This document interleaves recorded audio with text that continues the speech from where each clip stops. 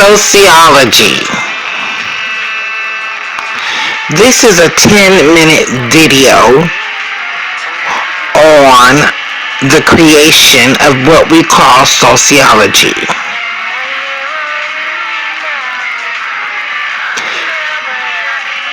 Sociology.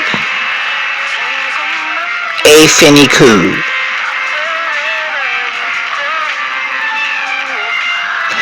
Sociology is the study of the laws surrounding the social sciences, which are biology, psychology, pharmacology, and sociology. In this video, we will discuss the difference between elder law and civil law. We will also discuss how sociology shapes today's society as it relates to biology, psychology, and pharmacology. Each of the social sciences are given in administration.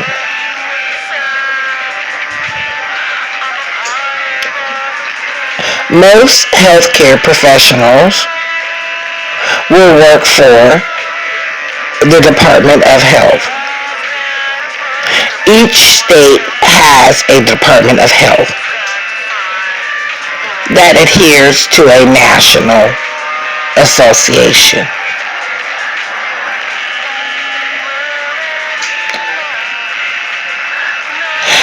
In the United States, the American Medical Society and the American Medical Association assist in creating policies for healthcare professionals.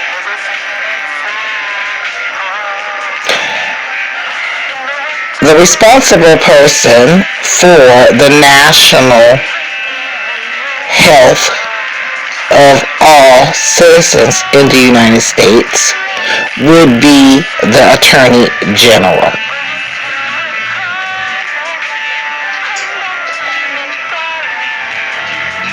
Each area of the social sciences have their own association. For professionals that practice psychology, they would usually become a member or certified through the BACB,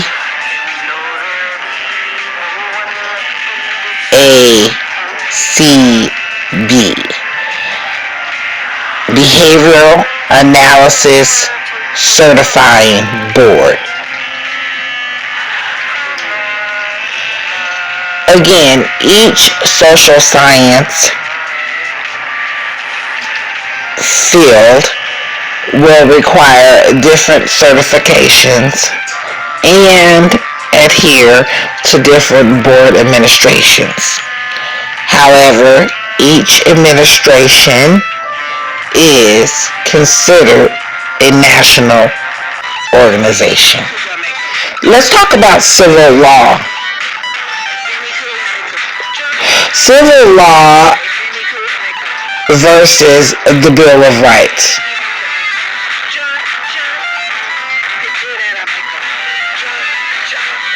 The Bill of Rights.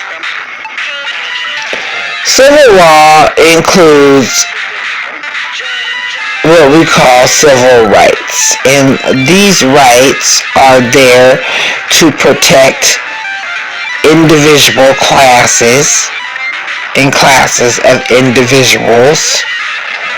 Under this law,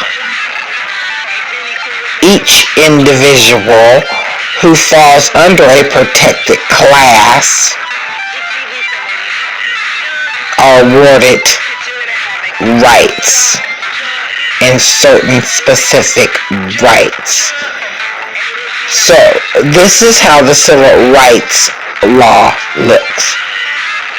There's a list of protected classes, and if you fall under any or all of those protected classes, then each class that you fall under, you have a right that goes along with that.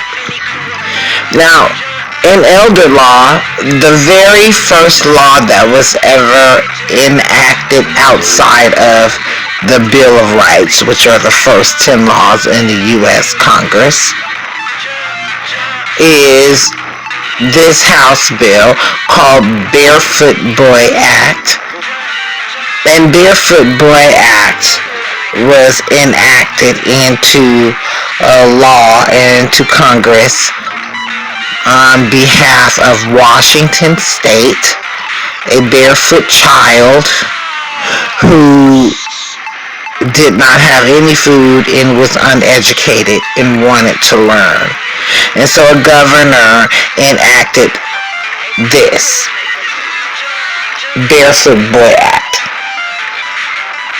Now, in 1964, we do understand that the Civil Rights Law and the Civil Rights Act was signed, and in 1964, specific rights in these protected rights and protected classes were created. And it's a little different than our Barefoot Boy Act, because again, the Barefoot Boy Act was back in, I do believe, the 1894. Then you have the Supreme Court. The Supreme Court enacted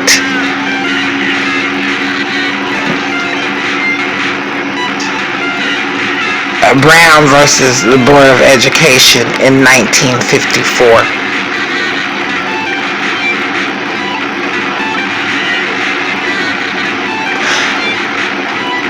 And here's the thing about when we take our Bill of Rights and our 10 rights that we had under elder law that protects the public and the individual, and then we find a need to create and enact a protected class in a civil rights law that says we will protect specific classes and they will come up with specific rights. What happens when everybody can claim at least one of those protected classes? Are we all really protected? Then there's really no protection.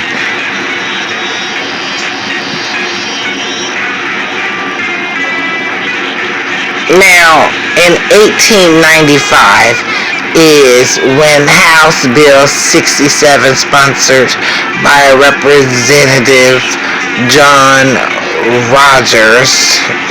Rankin Rogers, is the gentleman who enacted, and he was the governor because there was no U.S. Congress and there was no Supreme Court.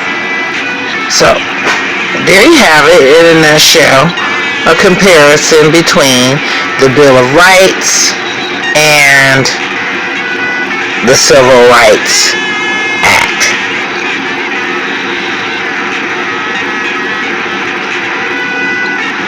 A finicule. Sociology.